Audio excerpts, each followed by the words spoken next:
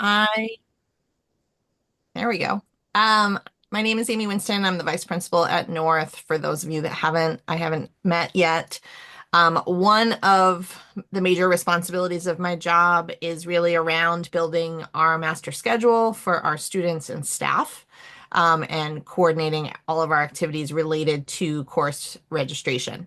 And so tonight we're here to talk to you about the spring and how we make our course registration processes as smooth as possible, including how to encourage your student as a part of that process to make the most of their experience and their opportunities here at North. I have two department heads here with me tonight, Beth Swiderskis from the counseling department and Todd Young from the fine and performing arts department. And they're going to be speaking to you a little bit later and really are here to mainly answer your questions. We try to leave as much time as possible in this session for Q&A from parents. Obviously, general questions, not questions about your specific child, but general questions that we can answer for the parent and student community. So to start, I want to start with these two kind of sets of phrases, words that come up a lot during course registration. You will hear us talk throughout course registration about that students have many opportunities. Newton North has unbelievable opportunities in terms of courses and the wide variety of options that we offer to students. And within those opportunities, we value both providing access to students being able to try new things, while also supporting excellence where in areas where students may have a lot of experience and are really diving deep and are looking at that highest level. And I know later on, Todd will talk a little bit about what access and excellence looks like in fine and performing arts, because that's something he always talks about. And then we also talk a lot throughout course registration about the balance between challenge and support. I told my students I have a sophomore advisory, and on Monday I talked to them about the fact that within every single course selection that they make, they should be thinking about this balance between challenging themselves and ensuring that they have the appropriate levels of support, and that challenge and support is also really important when they look at the big picture of their schedule. And lastly, I talked to them about the importance of finding some joy, that they need to have joy in their schedule. It's an important part of our daily life at North, and I want them to really think about what kind of opportunity and experience can bring them joy on a regular experience in their school day. And that might be trying something new. It might be trying something different. It might be having a free block and having some more downtime. But like looking for the way to ensure that there is joy in their schedule. So I just wanted to start tonight's presentation with those two kind of clusters of ideas that you'll hear throughout our answers to your questions and you'll see throughout the course catalog. I'm going to quickly run through the course registration process. Absolutely no criticism if you haven't had time to watch the videos or looked at the website yet. But all of this is outlined on the Newton North website. So I'm just going to go over this really quickly so you have an idea of where we are in terms of supporting your student and thinking about what they would like their 25-26 school year to look like. So this is this year's picture of the front of our course catalog. And our course catalog is really named Opportunities on purpose. We talk about it all the time. We talk about the opportunities book. We don't talk about the course catalog. We talk about the opportunities book because it really is all about everything that Newton North has to offer. And like I said, you'll see throughout the book this reference to access and excellence and this reference to challenge and support. And you'll see that throughout all of the pieces of the course catalog.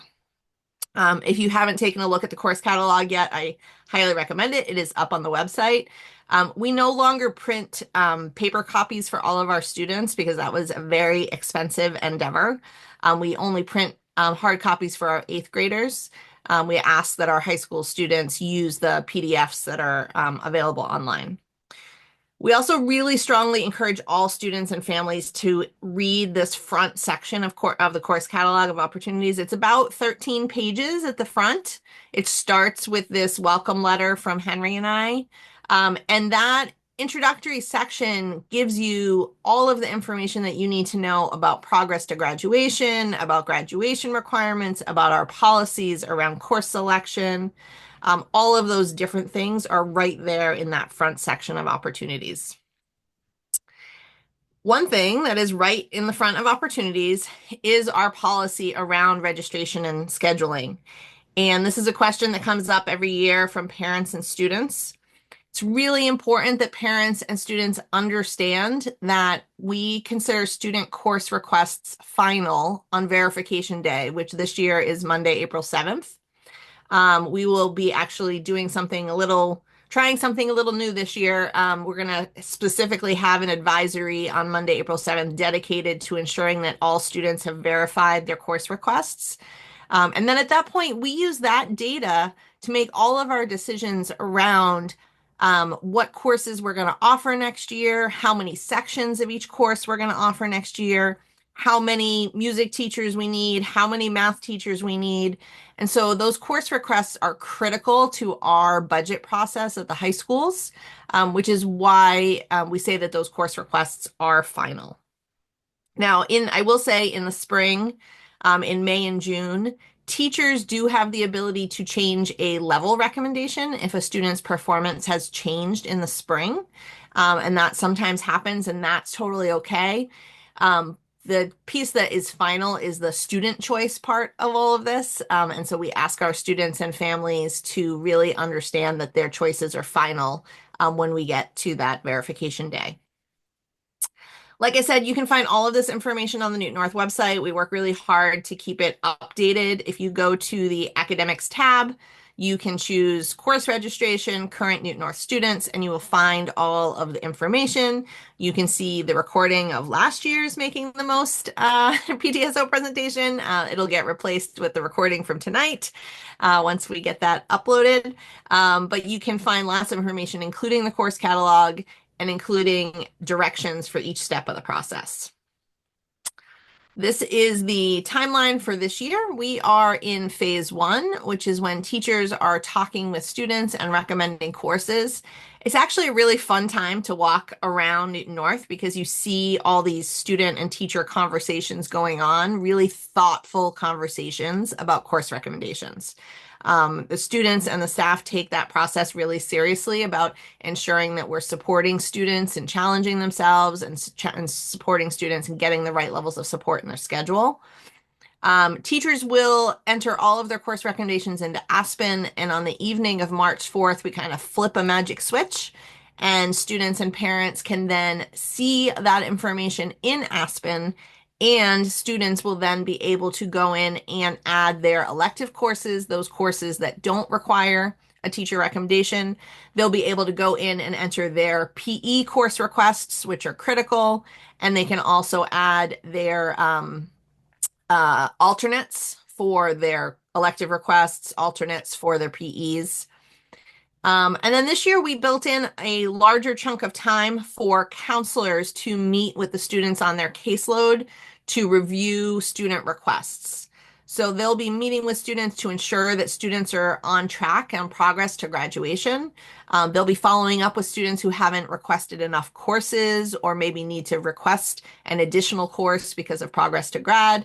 And they'll be doing that work in mid to late March so that we can wrap everything up by that verification deadline and advisory on April 7th.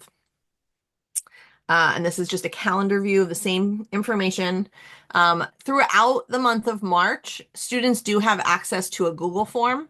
So yes, students can go meet with their counselor to discuss decisions they need to make, but students can also use a Google form if they need to make changes. So, for example, if Ms. Swiderskis decides to recommend Ms. Winston to take Basket Weaving 101 and Ms. Winston doesn't want to take Basket Weaving 101, I could use that Google form to request that recommendation be removed. Because sometimes students kind of change their mind as they get into that elective process and realize they don't have enough space in their schedule for everything that's been recommended for them. So they can use those Google Forms to make requests for changes. Phase 2, like I said, is that next part where students are choosing electives. And they have access to that Google form. So I think I already talked about that. Students do have from March 4th at 5:30 until 11:59 midnight on March 10th. I get this question every year, like if I enter my electives at 5:31, do I have better odds of getting into the elective? The answer is no. We pull all of the data on April 7th. So it doesn't matter whether you're the first or the last to request a course between March 4th and April 7th. We treat all those requests that are entered by April 7th the same. I don't know if we have any non-NPS families on here. Sometimes we do get some non-NPS families, student or families whose students are currently not in NPS. But just a reminder that you do your online registration through the Newton Public Schools website, and then you will have a counseling department meeting where you'll request your courses. So you won't be accessing Aspen or doing any of those kinds of things. That's the review of course registration. And I'm going to toss it to Todd for my favorite slide, which I had to look at and go, yes, we are a school. Um, but go for it. Oh, good. Well, I'll explain. Well, hello to everyone. I'll explain what that really means. What that means is that we're a school, and it's a place where you learn things, where it's not a given or requirement that you walk into a class and have everything figured out. The whole point of what everything we do is to educate and inform and create, better citizens for the future. So. I'm going to talk to you briefly. I mean, I represent Fine and Performing Arts, so that's our visual art program, music program, and theater program. But I'm going to talk pretty globally about our elective programs, which includes the incredible Career Tech Ed program and other electives around the building. I've been in education for a long time, and I've been at Newton North now for 17 years, which is hard to believe. Um, but one of the things that is very clear to me is that successful kids are happy kids. And when I look at who the happiest kids are in the building, they tend to be the ones that are most connected to kind of the framework of the building. So these are kids that are connecting with teachers. Obviously we have an amazing athletic program, so being part of that is important. But also during the school day to be connected to the just incredibly rich elective programs that we offer. Again, whether it's through me in the arts or career tech ed or the other classes, the kids that really seem to thrive from what I've witnessed over the years are those ones that are really making those connections and finding like families within the school. So it's not like just taking a single course, but it's maybe delving into the art department or delving into culinary or automotive or music or theater, whatever it is. To be connecting to that and as Amy said, so which I think is so important, is finding joy in your day. And if you can find joy in your day, you're most likely going to be really successful with your college piece. Um, I'll say just a little bit. Amy also mentioned the kind of the phrase excellence and access, and we in what we call Fine Performing Arts (FPA), that really is kind of a benchmark for everything we try to do. So what that means for us is that for every high level either auditioned class or a class that might be designed for students who want to study the arts post-secondary or be performing at a really high level, whatever that is. So we've got classes that meet the needs and strive to meet the needs for those students. But I've always argued that is only good if we have an equal balance to that access points for all students. So for every auditioned opportunity we have, for example, we've got a similar class where a kid can take that is just, I want to try this out. I want to check something out for the first time. And I think that's really critical. And as we talk to eighth graders and especially the eighth grade parents, I mean, the big thing that I've always said is, and my mantra to them is kind of to, as you enter Newton North, or as you continue your path in Newton North, to one, continue to follow your passions, follow the things that really drive you to learn and grow and be the best version of yourself you can be, and try different things all the time. And I say this story every year. I think I've said it 17 years, but this is something that rings true every year for me in many examples of this. But we'll use this example because it's easy and I hope clear. So we do a big art show at the end of the year in May, and all the art studios open up, and it's open to the community and it's open to the school, and teachers and students can come through the day and see this really wonderful program of visual arts of all kinds. And always, as I walk around that day, I'll hear students talk to each other and point to something and say, "Oh my gosh, that's so amazing," or "That's so beautiful," or "It's so intricate. I so wish I could do that."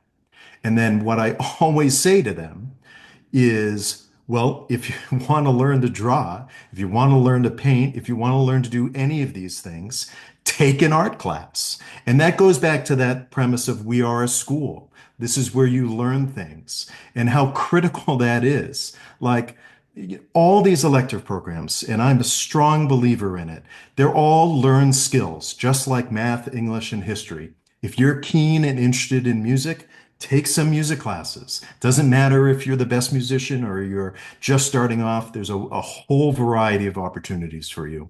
Um, and we really work to make that ring true. And that's true of career tech ed with their major program as well as the exploratories and everything we do. And the last thing I would say is, I people were talking about the stress of junior year. I myself have a junior, and we're starting the college process and all that wonderment. And it's super exciting, but it's also increasingly apparent to me that how like once you're out of these high school years, you continue to get more and more and more focused on like that career thing or that thing that you're going to end up being or doing based on your studies, which is natural and fine. And it only emphasizes in my mind how critical it is for students to be availing themselves of the richness of the program. And I mean, I can think of no other school that I know about or have ever worked for or been connected to that has so many rich opportunities for kids. And if you're not participating in those opportunities, if you're not striving to better yourself and enrich yourself in a variety of ways, I really think you're missing out on really some of the best that Newton North has to offer. There you Awesome. go. Thanks, Todd. No worries. Beth, do you want to Yeah, add in on the challenge and support and challenge, yeah. challenge and support? Hi, everyone. As Amy had mentioned, I'm Beth Swiderskis, and I'm the counseling department chair at Newton North. This is my 23rd year, Yeah. which is unbelievable. So, still loving it very much. And our students are the ones that just really, they're incredible. And we just want to make sure that we meet all of their needs. And a lot of that really comes into play when it comes to course registration and really thinking about the next year, because we want to really individualize it. And a couple of things I just wanted to say is that, when students embark on this process, a lot of times they may say like, oh, I want to take what my friend may take, or I want to take what, this one, or I heard this experience, and therefore I either want to take this course or not want to take this course. It really is important to get that independence and confidence for our students to say like, yeah, I want to take this art course because I want to do it. But if none of my friends are going to, that is still okay. And we don't want to shortchange opportunities and experiences for our students because they may still be in that kind of thinking about, I need to kind of do what other people are doing. We really embrace independence, like I was saying before. And so part of that is also really as they're looking to themselves about what are their interests, what is burgeoning for them, where are the things that they're passionate about, what they may be good at, but also what has been challenging. And it doesn't mean to shy away from what's challenging. We also want that soft push to be able to say, okay, I'm going to go out of my comfort zone a bit, but that spectrum can actually, like, we don't want it to be too much. we see and we work with and we live through stress every single day at our school, but whether it's the adults and the students and the world. And we want to be able, that balance is so important. And a lot of times when we're talking with students about what they want their next year to look like, I know that counselors and many, many teachers, when they're talking to the students individually, like their math class or their history class, they are asking students a bit more globally, what else do you have going on in your life? Like, what can you expect? So that when you are looking at the overall rigor of courses that you want to choose for yourself, please keep in mind that you have not only school, but you have family obligations. And if you want to still socialize, and if you plan on getting a job or have a job, or volunteer, or all the things that we're talking about of getting involved, a lot of these things do take hours of commitment, which is fantastic. But the courses should not really compromise those types of things and the amount of time, both physically and emotionally, that students should put into where to find that balance. And what's key is that although this spring students are like, oh no, it'll be no problem. It's not going to be a problem. I'm going to do it. And we have these conversations. We say you need to be sure, because one of the things that is really important is that, and I know it may sound restrictive, and I'm just putting it out there, that a change of mind about an elective, or and of course is really not something that we're able to accommodate, because then if that's the situation, then there's going to be some sections that are completely off kilter, and some things can't run and other things are too overcrowded. So we really want to get that messaging of having these thoughtful, meaningful conversations. It is not about chasing always the honors and the AP and all of that.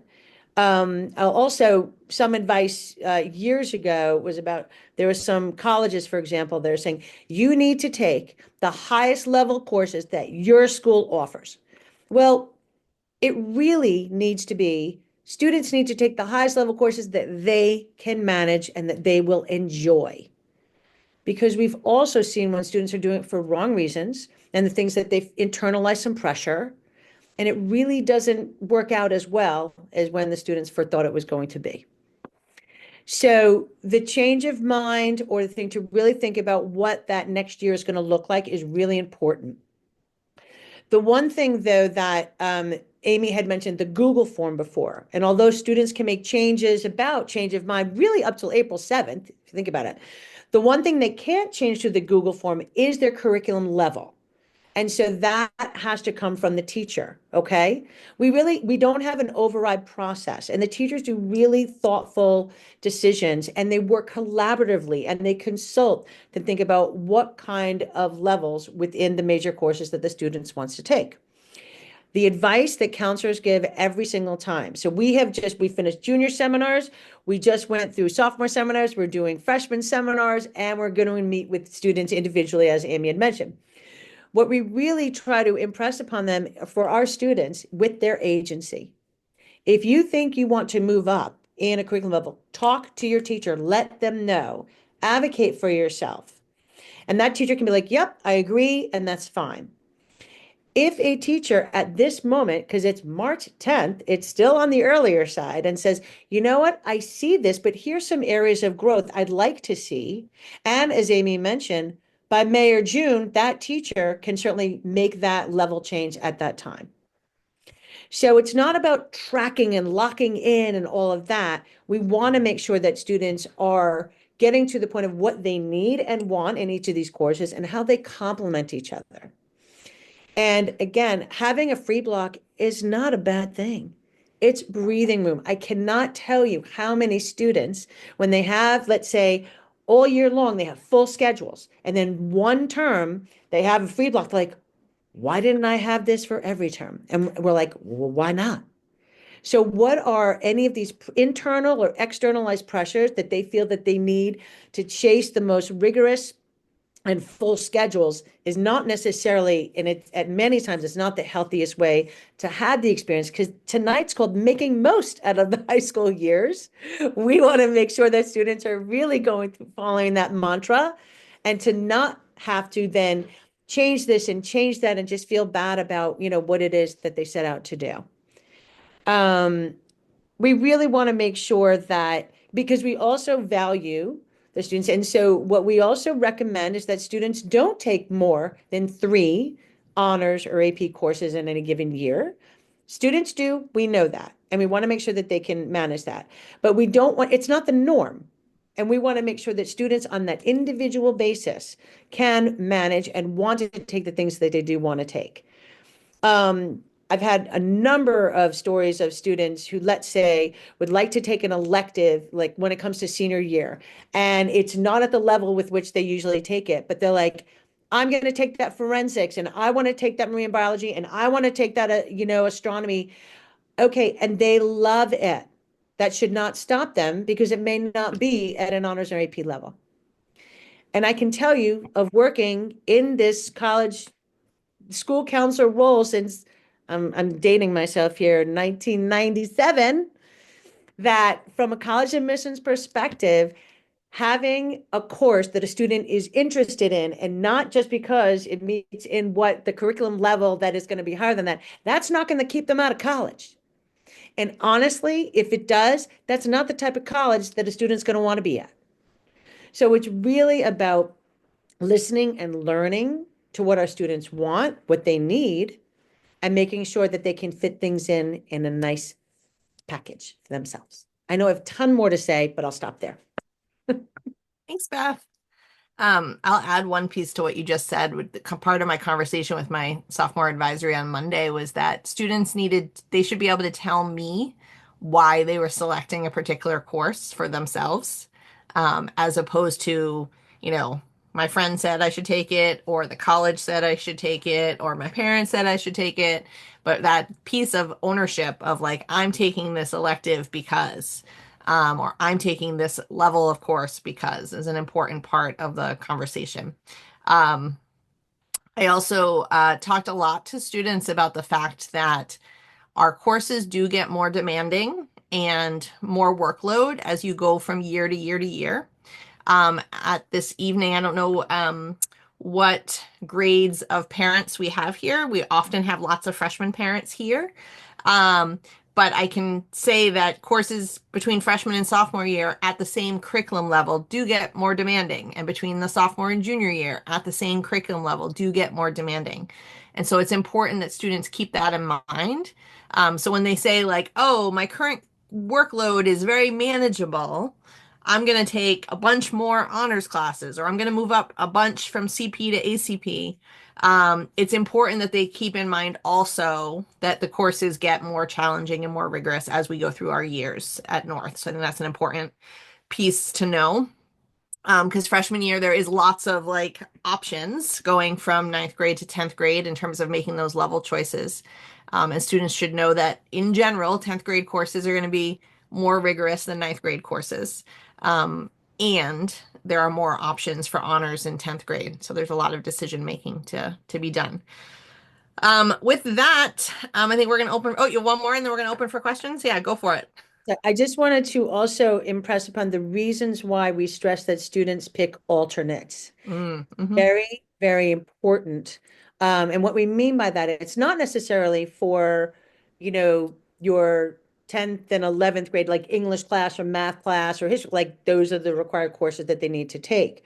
However, for our rising seniors with their English courses, for example, they become more theme-based, if you will, right? So it's not just English 12.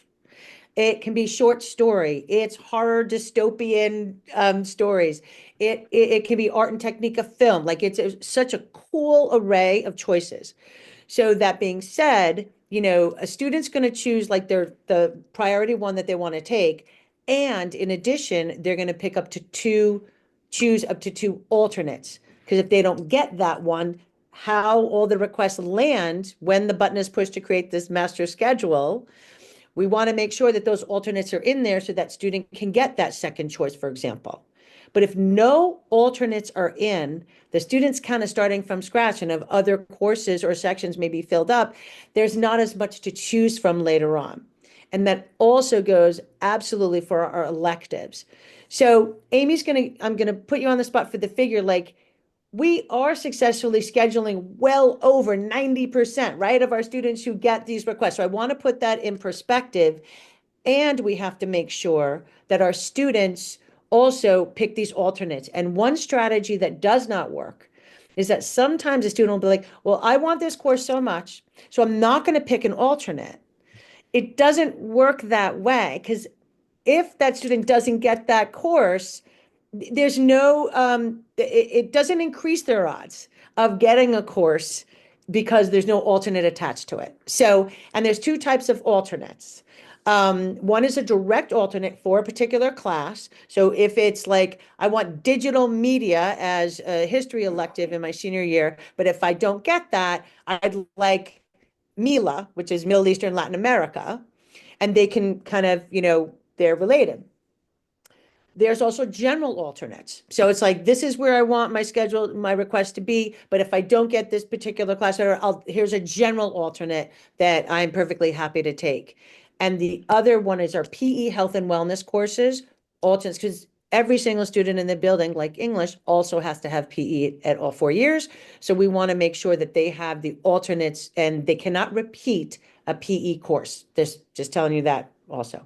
Amy, any more on that? Just want to bring that stuff No, out. those are all good. I think the thing about if I don't put an alternate, it increases my odds is like the number one myth of NNHS. They think I really want ceramics major two.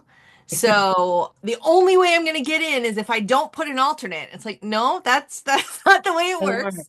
And just so students and families are aware, people ask me all the time, well, if there are 25 requests for, oh, I froze. If there are 25 requests for ceramics major two and there's only 20 spots, who decides which 20? The answer is Aspen, the magical Aspen. It has what's called a scheduling engine. We give the scheduling engine lots of rules and constraints and things, and it follows those rules and constraints to the best of its ability to schedule students. So the engine decides which students get scheduled into the course, not human people. Um, and that said, Aspen's goal is to get as many students, as many of their course requests as possible. So it is highly unlikely that you end up not getting multiple requests because the engine's goal is to get everybody's most of their things before it gives somebody all of their things, if that makes sense. So that we don't end up with a group of kids that they get absolutely everything they asked for and a group of kids who got absolutely nothing that they asked for. The goal is to get most kids, if not all kids, most everything. And like Beth said, our percentage usually is somewhere around 94% of course requests satisfied in the end once we're done with all of our summer work. So, each kid has 10 course requests times 2,000 students, but about 94% of them end up being satisfied through the course process over the summer, which is a pretty high percentage for a school of our size, for sure. So I'm going to start with the questions in the chat. Linda asked a good question about changing levels, which is a great question. So level changes once the school year starts are started by a conversation between student and teacher. Typically, we don't consider level changes until later in quarter one. Because we want to make sure that a student has a real taste of a course before we consider a level change in the course. And that's an important piece of making sure that we have enough data to help a student make a decision for a level change. So we do ask the student to really try the level that is on their schedule in September, through at least through midterm comments, often through all of quarter one, and try to help. Sometimes students are like grossly misplaced and the teacher and the student and the counselor all agree. But if it's a student that's like, oh, I don't think this is hard enough, I should move up, or oh, I think this is too hard, I should move down, we do try to work with the student to make sure that they get a full experience before we make that level change happen. Mhm. If other folks have questions, you want to throw them in the chat? Changing levels between years. I would say in mo most, if not all, Subject areas, we work really hard to make that as feasible as possible for students. That really is a part of this process between students and teachers talking to each other right now. There are some places where it gets a little trickier, like a student in junior ACP math wanting to go to AP calculus in senior year, or some level changes in world language. Courses where it's a little bit more sequential can be a little bit more challenging, but we really do work hard to make it as feasible as possible wherever is possible. Is that a fair statement, Beth? Yes, absolutely. Arena. Arena. Everybody, this is also a myth of Newton Some- North. Arena is some magical thing. Somebody Um, must have had an older child. yeah. So during COVID, we moved away from Arena and moved to fixing student schedules during the summer. The goal being that students have the opportunity to get all of their corrections made during the summer. Arena has always been about error correction. Right. And so we now have this very robust process in place during the summer. Miss Smith, who's our scheduler, Miss Hobbs, who's her assistant, and myself. Um, we handle probably thousands of requests and emails and questions around course changes during the summer. And that has really taken the place of most of what Arena used to have to do. So Arena used to be this line where kids would stand in line for hours, like around the building, basically, to try and fix errors on their schedule. We now handle the large majority of that during the summer. There is a small number of students for whom we are unable to solve their problems during the summer because they really need their lovely school counselor. And so we do what we call modern arena. It's like a And mini during arena, yeah. modern arena, students meet with their counselors one-on-one by appointment so they don't have to wait in a crazy long line to do that error correction. So in our mind, we actually have made all of the problem solving much earlier. So many more kids are able to start school with a correct schedule. And for kids who really do need to access their counselor, we provide the opportunity for that right as school starts. Mhm. Other questions?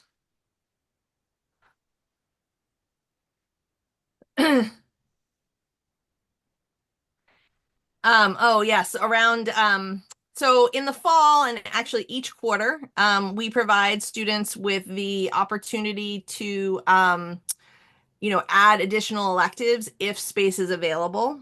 And we do that on a quarter by quarter, semester by semester basis because we continue to register new students throughout August and September in particular, but then throughout the year. And we don't want to have a student arrive and have absolutely nothing for them to be able to access on their schedule. So, particularly in late August, early September, sometimes students are getting antsy because they really want to fill their schedule, which is one of those things that we've talked about, right? This like desire to fill their schedule. And we kind of pause late August, early September because we register usually in that last week of August, first week of September, somewhere like 30 students coming in because those September 1 leases and mortgages and all the things are really an important piece of that. So that is an important part. And we try to do it. One thing that's really interesting is I will say that, I deal with a lot of folks in late August, early September who are like really anxious to add courses. And then when I do finally release the list of courses that has availability and I put it out to folks, it's usually a tiny number of people who end up deciding they want to add more courses. Kind of what Beth was saying, like once people experience their schedule, and they experience what their day-to-day experience feels like, they tend to be okay with what they've got. So it actually has worked well as a thing of not letting folks kind of rush into filling the schedule right away that first week of school. So around the summer, so yeah, Aspen is not accessible internationally. That is accurate. And any student or family who emailed me from internationally this summer, I emailed their schedule to them so that they could provide their error correction process. So, the error correction process happens in July and August, and we continue doing it right up and through the beginning of school.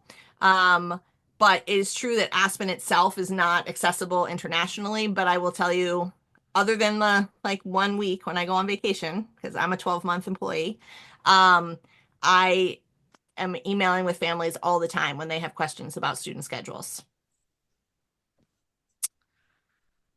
Other questions? Beth, I know you keep wondering where I'm getting these questions from. Some people are sending them directly to me. Okay. I'm like, I are know you Beth's face. signing I up can for this? see. I keep looking at the chat and I'm like, I do. Okay. Um, So the question is around this question around challenge and support. So individual teachers will say to a student, what other things are going on? And the parent's question is, does that mean like that the student could take honors chemistry, for example, but they're not going to recommend honors chemistry if they're taking too many honors? The answer is no. Like our teachers make the recommendation for their individual course, Yep. but it is an important part of the conversation with the student. And something you will see when you log into Aspen next week is that sometimes a student will say, like, thank you so much for the recommendation. I really want to take ACP. And so the teacher then will put into Aspen ACP, and then they'll put a note recommended for honors or okay for honors. And the same thing with CP and ACP. The teacher could say to the student, I think you could challenge yourself. You can take ACP. And the student and family might say, no, I really want to continue in CP. So that is a part of it, is that students sometimes make those choices themselves as a part of this big process, but the teachers actually make sure that they record the fact that the teacher is okay with that honors level course if something shakes out and the student ends up being able to take the honors course, so that information is recorded. Beth mentioned the fact that we don't recommend more than 3 honors courses. If your student is recommended next week for 3 or more honors courses, then you receive a nice email from me letting you know that we encourage you to take some extra time talking about those levels. People say to me all the time, oh, you ban us from taking. No, we don't. There's no rule. We don't ban anyone. We just ask students and families to take a little bit of extra time to think about it. And we ask counselors to take a little extra time to have conversations with those students to ensure that they understand the course load that they are taking. You should also understand that we actually communicate that with colleges. Colleges know that this is our recommendation, that this is what we recommend to students and families. And I was explaining that to a family recently that colleges know Newton North. That's kind of a part of being a large school. They get lots of applications from us, which lets them know kind of what the average course load of our students is. In terms of where you're going to see course recommendations in Aspen, it's an area of Aspen that you don't see right now because we don't turn it on till next Tuesday night. But next Tuesday night, it will be under schedule in the side tab. After you choose a student, you go to schedule and then requests, and that's where you'll see the courses that have been recommended by teachers. Can I say one thing? Yeah. So when it does come to the student phase of entering in their electives and things like that, because once that ends, like teachers go first and then they're shut off from Aspen.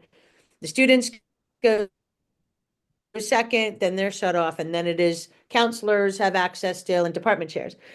One plea I'm just going to say is please don't wait for your child to then think about entering in their electives like at 10:59 or 11:59 on that night. Like, I'm just going to be honest, counselors get a barrage of emails and phone calls, and I have to meet with you like on the weekend and at night. We're not available for that.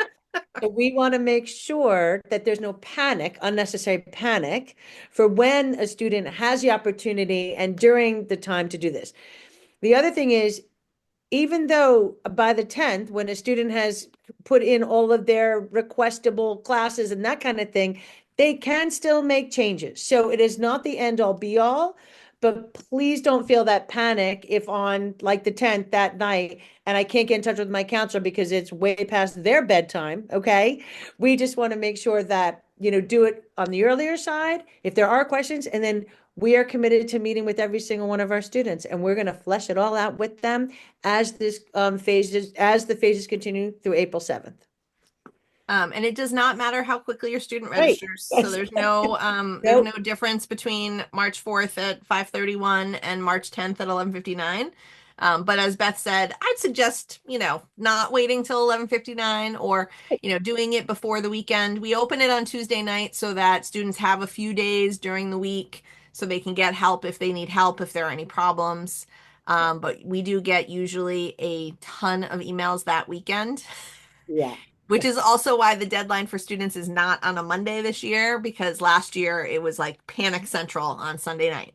And there's no reason. Like we have plenty of time in the month of March to get everything cleaned up. And Amy will send out very explicit information because it is part of Aspen that they've not seen before. Hmm. And so being very transparent about that. So there's kind of the entry screen and then the other screen. So she'll send out very explicit information, videos, and that kind of thing. Because a lot of times, if you're not looking at the right screen, they're like, I have no recommendations. Like, nope, you do. But it's then just going through the other screen. So it's just paying attention to all of that.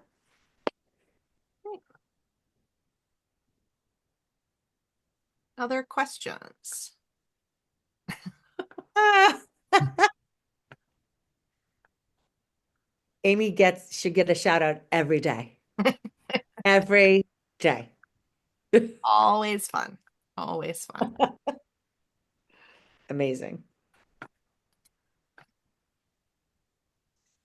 Todd talked a lot about electives and taking opportunities and that connection piece. And I will say that that is one of the hardest things when we have students in junior and senior year and they haven't yet made that thing, found that thing.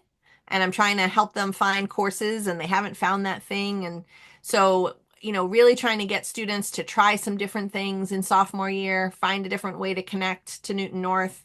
And also making sure that your students make enough course requests, that those elective requests, because we do have some students who just like, and their counselors have to hunt them down.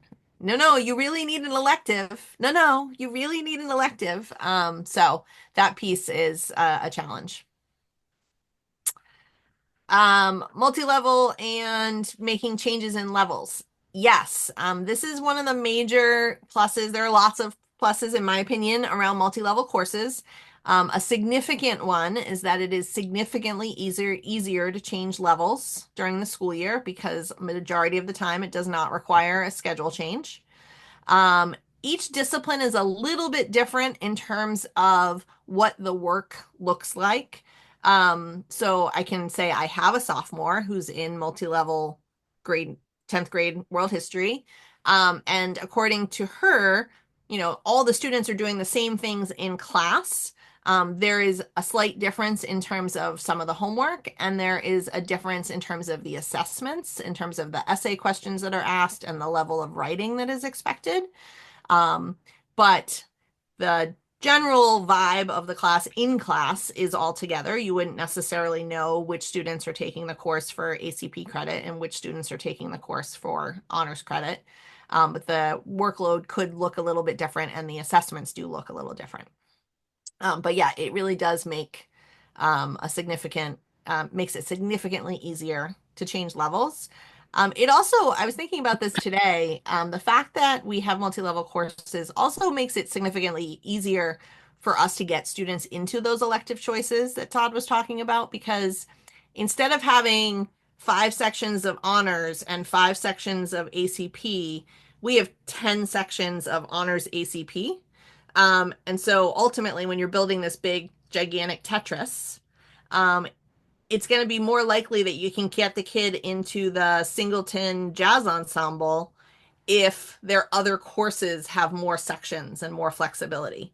And so that is one of the other things that we have seen overall is that we're better able to get students into their CTE majors, into the fine and performing arts, kind of those singleton, what we call singletons, meaning there's just one section, and those performing groups and things, because there are more sections of some of those other major courses. Actually, Amy, I was going to say a little bit about CTE. So our Career and Tech Ed program, which is incredibly robust and makes us such a comprehensive high school, it is so fantastic that the skills, what they learn, life skills, like everything. Same with all the skills they learn in our fine and performing arts classes. So when it comes to our ninth and 10th graders, they're still able to access the exploratory classes, which is typically a semester of a semesterized course, either first or second semester. And then students will get recommended by their career and tech ed teachers if they want to continue on to major one, which then will take up an entire year of a particular block. Major two is then 2 blocks of a particular, and major three is 3. So it increases, as you would imagine, because the amount of hours and competencies and experiences, because when they end up completing a career and tech ed sequence, they are like, they've so much that then they're going to go off, whether it's going to be right into the workforce of that particular field, whether they're going to apprenticeships, they're going to go to college, they're going to open up their own business, like whatever that is, it really lends itself to have a very enriching experience. The one thing that at times, though, our upperclassmen, our juniors and seniors, who are like, oh, I never was able to take auto, or I wasn't able to take this. Like, unfortunately, the seats for our exploratory courses do have to prioritize our ninth and 10th graders because the state and they really want to look for completers, as I mentioned, as much as they can go up through those major twos and major threes. And so that's where that priority is going to come into play. And we want to make sure if the interest to be explored, again, for ninth and 10th graders, like you can take a first semester exploratory and a second semester exploratory and really, by the end of that, determine, oh, I really want to continue this for major 1, 2, and 3. And those students will work with those teachers to get that recommendation. That's not a requestable course. It's a recommended course by those teachers. Something else important for folks to know about CTE, many of the rules around who gets enrolled are actually federal and state law rules, regulations for CTE programs. Our CTE programs receive funding from the federal government and funding from the state government. And so as such, we have to follow their regulations. And so, for example, when a student is in exploratory, they are graded on a rubric, and those rubric scores, this is like actually a place where it's a little different than what I was saying with like the magical Aspen engine. Those rubric scores that students earn in exploratory do have an impact on which students are admitted into major one, coming out of the exploratory program. And I can tell you that every single one of our career and technical education programs this year had more requests for major ones than there were seats. So those rubrics did come into play in terms of which students were able to be enrolled in the major. And I dealt with a lot of sad students over the summer because they didn't have alternates for those major ones because they didn't understand that there was a chance they might not get it. Because I get it. Like our CTE programs are amazing. And if you think this is what you really want to do, you may not realize that there are lots of other kids who really want to do it too. And so that is a really challenging thing that our CTE programs are bursting at the seams in that way. They are over full, which is amazing. With appropriate funding, we'd really love to be able to add some additional programs. We might also need a few more rooms. I don't know. That's, fun thing about Newton North. We're very full. But students and families should understand that those CTE programs are full, and the rubrics coming out of the exploratory do have an impact on which students are able to get into the major ones. So that's important to know. It's people think we're being really mean, but it is they have regulations that are very different from all of our other programs. I don't see any more questions. Christine and Natalia, do you have anything else for us?